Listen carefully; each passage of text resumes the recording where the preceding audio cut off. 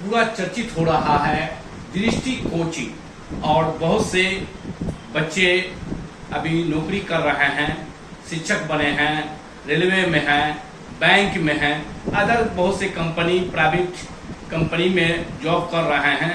और क्या खासियत है आपकी कोचिंग में, किस तरह गाइडलाइन से पढ़ाते हैं कि हर साल बच्चे टॉप कर रहे हैं अदर कंपटीशन से, तो बताएं क्या मतलब खासियत है? देखिए, कोचिंग की खासियत तो सब जगह होती है। बेसिकली क्या है ना कि आपको इस तरह पढ़ाना होता है बच्चों को कि वो हमारे बच्चे हैं। अगर ये भावना शिक्षक लाते तो बच्चे कहीं भी निकलेंगे, किसी भी कोचिंग में। ये प्रोफेशनलिज्म यहाँ नहीं है। यहाँ हम एडमिशन अगर लेते हैं तो हम पहले ही कहते हैं कि तुम्हारा एडमिशन इस लिहाज से लिया जा रहा है कि रिजल्ट तक करो, क्योंकि हम कोई सर्टिफिकेट तो देंगे नहीं। तो जब तक रिजल्ट उसका नहीं होगा तब तक उसको कोई फायदा होने वाला नहीं है। तो ये पहले दिन से मोटिवेशन होता है हमारा, पहले दिन से उन पर रहता है अंकुश कि भाई रिजल्ट के लिए हम वर्क करते हैं। और बच्चों को सिर्फ हम पढ़ाते नहीं हैं, उनको नौकरी के लिए तैयार करते हैं, मोटिवेट करते हैं, ताकि वो जैसे ही कोई काम के लिए आपको मोटिवेशन मिल जाएगा ना, तो आधा सफलता वही मिल जाता है। ये सबसे बड़ा मूल मंत्र है यहाँ का। दूसरा सबसे बड़ा क्या है मूल मंत्र यहाँ का कि जब भी यहाँ पे कोर्स समाप्त होते हैं तो कोई बच्चा को हम जाने नहीं देते हैं, कहते हैं तुम यहीं बैठ के पढ़ो, क्योंकि अगर 4 घंटा बच्चा सेल्फ स्टडी कर ले तो किसी भी मुकाम को पा सकता है। कि हाल फिलहाल रिजल्ट निकला है और वैकेंसी भी निकल रहा है, राज्य सरकार से केंद्र सरकार का जो भी ये वैकेंसी निकल रहा है, और बहुत से बच्चे आपके निकल कर अदर स्टेट में नौकरी कर रहे हैं। तो मतलब क्या टिप्स देते हैं कि बच्चे घर पर ही पढ़ते रहे हैं? सरकारी नौकरी चाहे बैंक हो, रेलवे हो, एसएससी हो, बिहार एसएससी हो, इसमें ऐसा कोई सिलेबस नहीं है जिसमें बच्चा खुद से तैयारी नहीं कर ले। लेकिन कोचिंग का महत्व क्या हो जाता है, एक मार्गदर्शक की भूमिका निभाता है। जैसे आपको पटना जाना है, कोई बता दिया कि इधर वाला बस से जाइए, तो आप दरभंगा पहुंच जाइएगा, पैसा भी खर्चा हो जाएगा, समय बर्बाद हो जाएगा। और सही आदमी बता देगा कि इधर वाले बस से जाइए, ताकि वहां भी पैसा खर्च होगा और आप पटना पहुंचिएगा। सेम चीज कोचिंग और शिक्षक का है कि हम उनको वह चीज बताते हैं। ये पढ़ाई तो पूरा समुद्र है, कोई विषय ले लीजिए। अब जो विषय कितना पढ़ना है और कैसे पढ़ना है, इसी में हम उनको ट्रेन करते हैं। और जब ये कर लेते हैं तो उनका रिजल्ट हो जाता है। और कोई भी विभाग ऐसा बता दे, अब तो मुजफ्फरपुर में ऐसा कोई विभाग नहीं होगा जहां दृष्टि के बच्चे नहीं होंगे।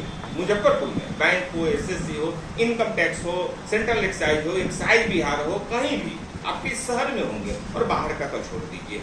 देखा गया है कि बहुत से कोचिंग मतलब कि खोले हुए हैं लोग, वो कोचिंग खोलते हैं, 3-4 महीना चलता है, कोचिंग बंद हो जाती है, बच्चे का पैसा मतलब कि लेके भाग जाते हैं। ऐसे कोचिंग बहुत से हैं कि जो ऐसा काम करते हैं, तो इस पर कितना विश्वास दिलाइएगा? बिल्कुल बिल्कुल। देखिए, सबसे बड़ा बात है कि ये कोचिंग जब खुला था तो ये कोचिंग अन्यास ही कोई प्लान वे में नहीं खुला। खास से 20 साल पहले की हम बात करें अगर 2006 की, तो प्लान वे में नहीं खुला था। 4 चटाई से स्टार्ट हुआ था। आपको वहीं पे मारीपुर में पेट्रोल पंप में सामने चटैया वाला कोचिंग के नाम से 2-2.5 साल फेमस रहा हुआ, कोई नाम नहीं था। और इतने बच्चे निकलते गए कि कैसे इतना बड़ा हो गया, हमसे पूछेगा तो हम नहीं बता पाएंगे।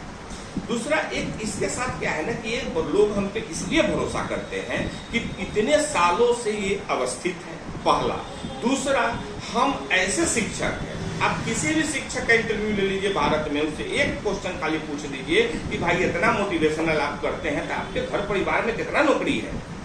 ये सबसे बड़ा प्रश्न है। आपको पता चलेगा कि हमारे यहाँ भाई बहन वाइफ चचेरा सब लगभग है इसी इंस्टीट्यूट से पढ़ के। उसके पीछे कारण है कि हम उनको भी एक दिन भी अलग से नहीं पढ़ाए। आज भी मैं उलाहना सुनता, क्योंकि हमको लगता था कि दूसरे बच्चों के साथ नाइंसाफी हो जाएगी। तो यहाँ संस्कार और सचरित्र, चरित्र निर्माण, संस्कार और तब पढ़ाई, तीनों को मिलाइएगा तभी सरकारी नौकरी हो। सिर्फ पढ़ने से कोई कह दे कि हम नौकरी कर लेंगे, बड़ा मुश्किल। संस्कारी का बात आप बोले हैं, बच्चों में धीरे धीरे संस्कारी नहीं बन रहे हैं लोग। मतलब कि अगर कोई किसी के घर पर गया और जो सम्मान मिलना चाहिए, जो प्रणाम पाती है, ये सब भूल रहे हैं बच्चे में। तो आप कितना संस्कारी बच्चे को बना रहे हैं? आपको हम दिखा सकते हैं, जब हम चलेंगे मेरे साथ, इवन कि हमारे कोई शिक्षक जाते थे यहाँ, आज भी पैर छूने की परंपरा है। आप देख सकते हैं हमारे यहाँ के बच्चे आज भी पैर छूते हैं। हाँ, पहला 2-3 महीना जब स्टार्टिंग में आते हैं तो गुड मॉर्निंग सर कहते हैं, लेकिन जैसे ही बाकी लोगों को देखते हैं पैर छूते हैं तो वो तो बनाना, देखिए आप जैसे परिवार को बनाएंगे, परिवार का मुखिया जैसा होगा घर वैसा होता है, समाज में जैसे लोग होंगे गांव वैसा होता है। तो जो इंस्टीट्यूशन कोऑपरेट कर रहा है वो उसकी आभा मंडल जैसी होगी वैसा ही इंस्टीट्यूशन होगा, वैसा ही शिक्षक होंगे, वैसा ही स्टाफ होंगे। और 20 वर्षों में हमें गर्व और फक्र है कि हमारे शिक्षक, हमारे स्टाफ और हमारे बच्चे सबसे बड़ी बात, आज तक एक क्लेम नहीं है दृष्टि पर कि कोई बच्चा उदंडता किया। अब बस में जाते हैं तो बच्चे अलग से पहचाने जाते हैं कि दृष्टि का बच्चा है। देखा गया है कि अभी जो नया वैकेंसी निकलने वाला है तो किस तरह तैयारी बच्चे में दे रहे हैं? ये इम्पोर्टेंट चीज है। अभी बहुत सारा वैकेंसी अभी बिहार एसएससी का भी आया हुआ था, अभी चल ही रहा है, उसका एग्जाम होना बाकी है। SSC, MTS, SSC, CHSL, CGL, तमाम वैकेंसी, और ये हर साल ये वैकेंसी आती है, हर साल सेंट्रल गवर्नमेंट की वैकेंसी आती है, बैंक की वैकेंसी है। बच्चों को देखिए मुख्य वैकेंसी में 4 विषय होते हैं, मैथ, रीजनिंग, जीके और इंग्लिश। अगर ये और बेसिक लेवल के होते हैं, आप समझो कि 10th स्तर के ये चीज होते हैं।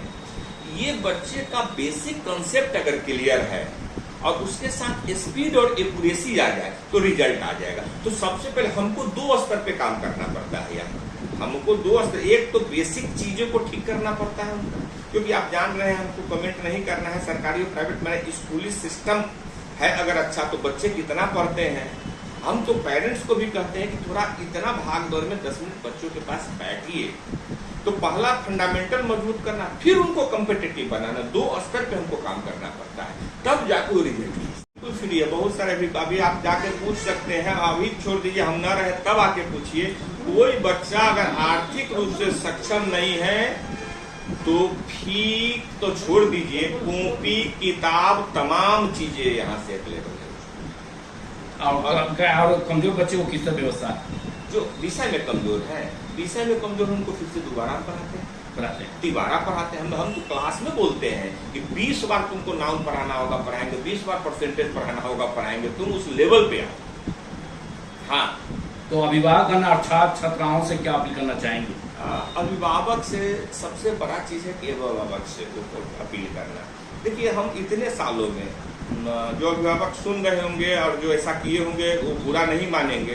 बहुत सारे लोग आते हैं पैरवी करके, अधिकार पूर्ण आते हैं, उनका अधिकार भी है कि कुछ छुड़वा दीजिए फीस में। लेकिन बहुत एक आधे को अभिभावक आए हैं कि कहें कि हम आपको फी दे रहे हैं, हमारे बच्चों का पैसा पढ़ा रहे हैं। तो हम अपील करना चाहते हैं कि किसी भी संस्थान में, खास करके मेरे संस्थान में अगर आपके बच्चे आ रहे हैं और आप वीडियो के माध्यम से सुन रहे हैं तो 9 महीने तक, कम से कम 2 महीना पर आइए, आपकी गाढ़ी कमाई आप हमको दे रहे हैं, आपके बच्चे कैसा परफॉर्म कर रहे हैं वो पूछिए उनसे, हमें भी सुझाव दीजिए, हमारा भी शिकायत, हमको अगर कुछ है तो शिकायत करिए, ताकि हमें और अच्छा करने का ये प्रेरणा मिले आपसे। तो अभिभावकों से, खास करके बच्चों से और बच्चियों से हम कहना चाहेंगे। बच्चियों से तो हम क्लास में भी कहते हैं कि आप अगर आ रहे हैं, आपका एक गलत कदम उन तमाम बच्चियों का रास्ता रोक जाएगा जो पढ़ना चाहते हैं। तो बच्चियां समझती हैं उन बातों को। हम पूरे आपके तो चैनल पे बहुत कम समय है, नहीं तो उसको पूरा। और दूसरा क्या कहते हैं, बच्चों और बच्चियों दोनों से कहते हैं कि 3 पीढ़ी की जिम्मेवारी आप पे। पहला, आपका जो भी ईश्वर अल्लाह खुदा ने जो भी आपकी आयु दी है उतना तक कैसे आप अच्छा से रहेंगे।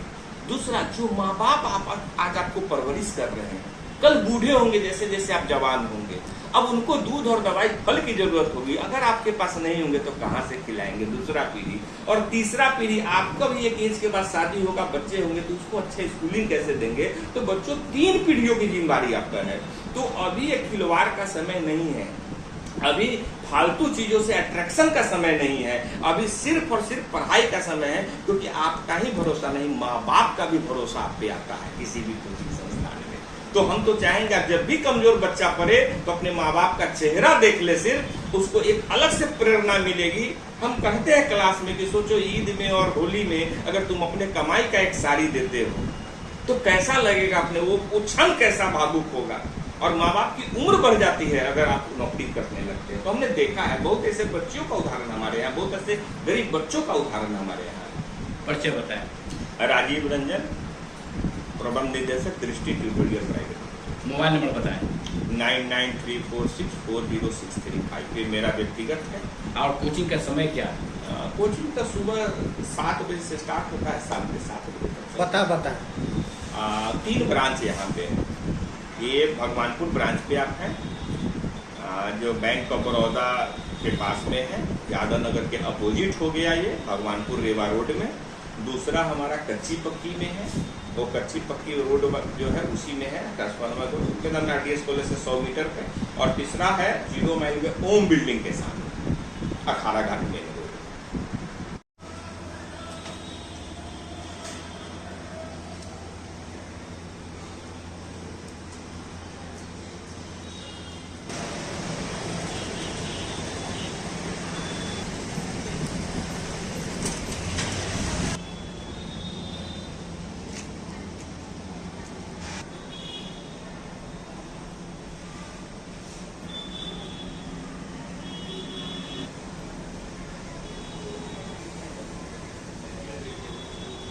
न्यूज़ो बना